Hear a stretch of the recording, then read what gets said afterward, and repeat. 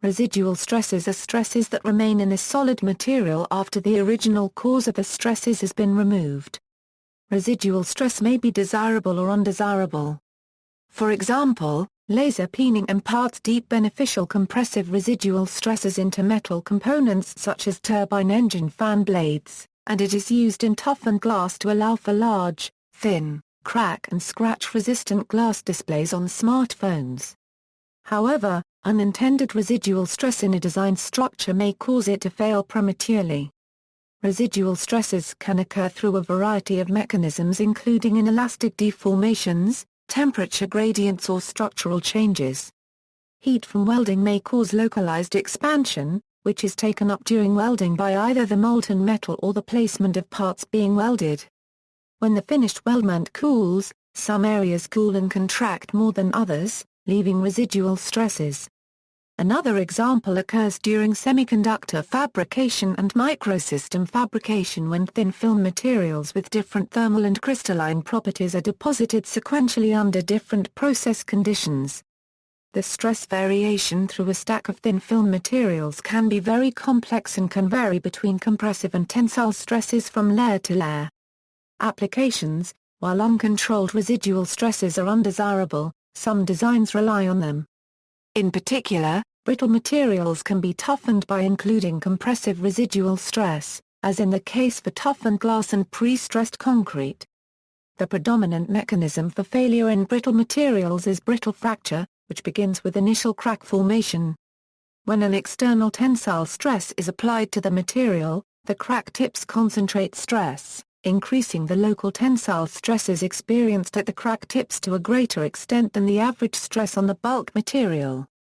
This causes the initial crack to enlarge quickly as the surrounding material is overwhelmed by the stress concentration, leading to fracture.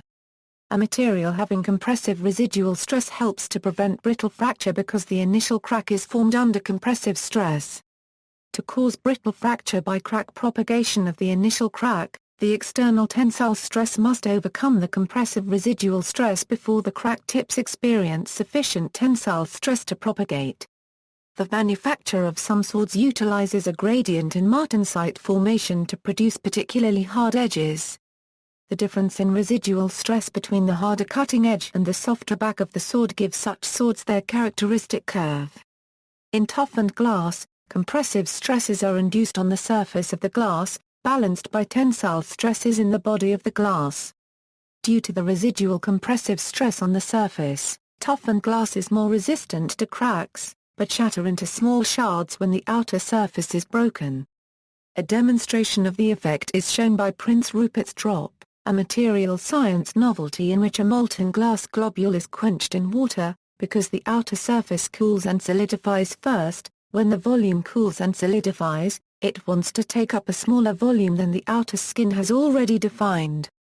This puts much of the volume in tension, pulling the skin in, putting the skin in compression.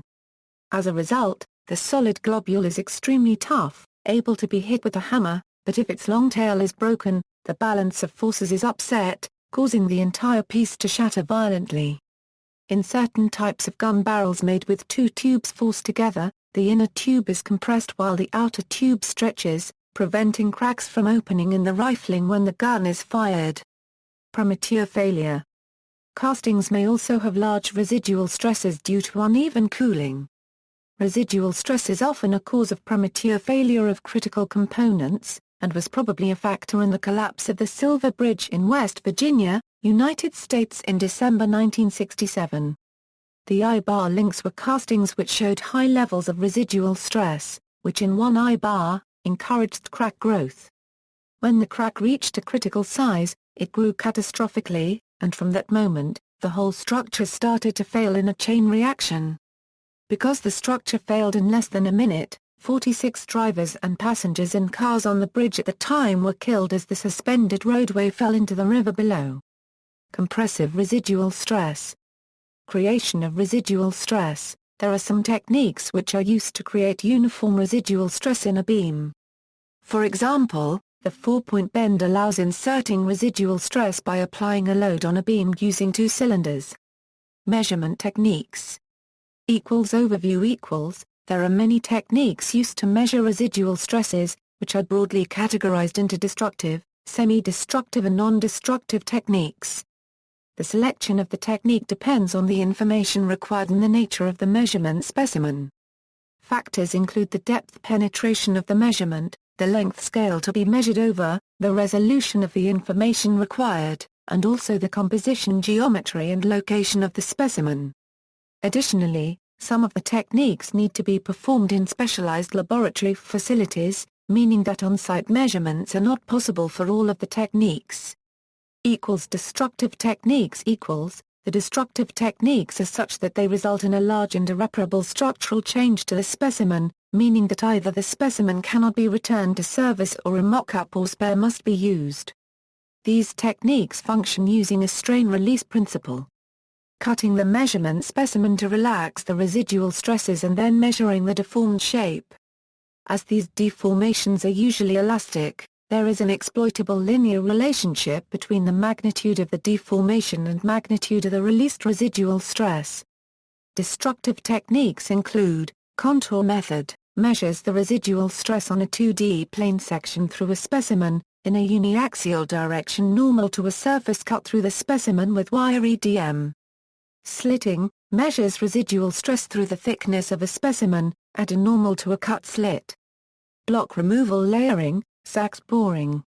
Semi-destructive techniques similarly to the destructive techniques, these also function using the strain release principle. However, they remove only a small amount of material, leaving the overall integrity of the structure intact. These include, deep hole drilling, measures the residual stresses through the thickness of a component by relaxing the stresses in a core surrounding a small diameter drilled hole. Center hole drilling, measures the near-surface residual stresses by strain release corresponding to a small shallow drilled hole with a strain gauge rosette. Ring core, similar to center hole drilling, but with greater penetration, and with the cutting taking place around the strain gauge rosette rather than through its center. Non-destructive techniques the non-destructive techniques measure the effects of relationships between the residual stresses and their action of crystallographic properties of the measured material. Some of these work by measuring the diffraction of high-frequency electromagnetic radiation through the atomic lattice spacing relative to a stress-free sample. The ultrasonic and magnetic techniques exploit the acoustic and ferromagnetic properties of materials to perform relative measurements of residual stress. Non-destructive techniques include, neutron diffraction, synchrotron diffraction, X-ray diffraction, ultrasonic, magnetic. Relief of residual stress. When undesired residual stress is present from prior metal working operations, the amount of residual stress may be reduced using several methods. These methods may be classified into thermal and mechanical methods. All the methods involve processing the part to be stress relieved as a whole. Thermal method The thermal method involves changing the temperature of the entire part uniformly either through heating or cooling. When parts are heated for stress relief, the process may also be known as stress relief bake. Cooling parts for stress relief is known as cryogenic stress relief and is relatively uncommon. Stress relief bake, most metals, when heated, experience a reduction in yield strength. If the material's yield strength is sufficiently lowered by heating, locations within the material that experienced residual stresses greater than the yield strength would yield or deform. This leaves the material with residual stresses that are at most as high as the yield strength of the material in its heated state. Stress relief bake should not be confused with annealing or tempering, which are heat treatments to increase ductility of a metal. Although those processes also involve heating the material to high temperatures and reduce residual stresses, they also involve a change in metallurgical properties, which may be undesired. For certain materials such as low-alloy steel, care must be taken during stress relief bake so as not to exceed the temperature at which the material achieves maximum hardness. Cryogenic stress relief Cryogenic stress relief involves placing the material into a cryogenic environment such as liquid nitrogen. In this process, the material to be stress relieved will be cooled to a cryogenic temperature for a long period, then slowly brought back to room temperature. Non-thermal methods Mechanical methods to relieve undesirable surface tensile stresses and replace them with beneficial compressive residual stresses include shot peening and laser peening. Each works the surface of the material with a media. Shot peening typically uses a metal or glass material. Laser peening uses high-intensity beams of light to induce a shock wave that propagates deep into the material. See also, autofrettage, shot peening, laser peening, low-plasticity burnishing, high-frequency impact treatment, deep hole drilling, hole drilling. References. Further reading, Hosford, William F. 2005. Residual stresses. In Mechanical Behavior of Materials, 380-321. Cambridge University Press. ISBN 978-0-521-84670-7, Carey, Howard B. and Scott C. Heltzer. Modern Welding Technology. Upper Saddle River, New Jersey, Pearson Education. ISBN 0-13-113029-3. Schaeger, Gary S. 2013. Practical Residual Stress Measurement Methods. Wiley. ISBN 978-1-118-34237-4. External links, Energy-saving technology and computerized equipment for vibration stabilization of residual stress are intended to stabilize the residual stresses in welds, castings and other non-rigid dynamic metal. Residual stress at TWI, comprehensive resources on residual stresses at Cambridge University, residual stress measurement based on hole drilling and ESPI, residual stress measurement at VEQTER Limited.